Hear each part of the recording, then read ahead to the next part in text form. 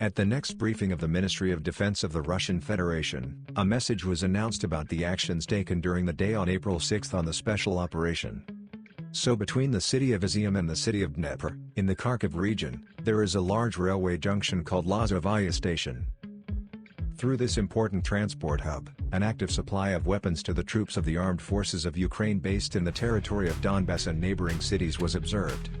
Moreover, recently, weapons were imported from abroad. It was probed and tracked that on the territory of the Lozova railway station, there is an accumulation of transport echelons with military equipment of a foreign type. This accumulation of military equipment was subject to demilitarization through the work of the Russian aerospace forces.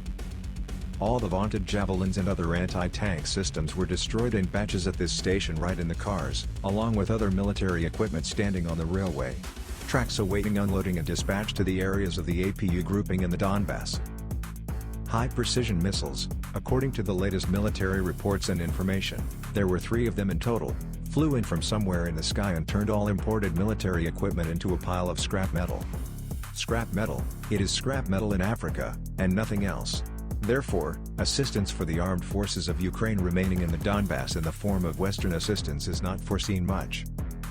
In addition to cleaning the accumulation of foreign military equipment into scrap metal, which was planned to be used by the armed forces of Ukraine after unloading in the direction of the city of Izyum and the city of Slavyansk, actions were taken to eliminate fuel and lubricant depots in the Kharkiv region.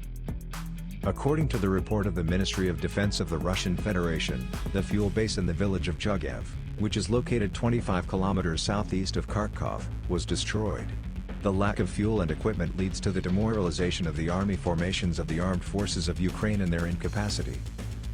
According to military analysts, in order to lose combat effectiveness, it is enough for a military unit to suffer a decrease in personnel of 15%, and when it decreases to 50%, the unit ceases to exist as a combat unit and turns into what is called confusion.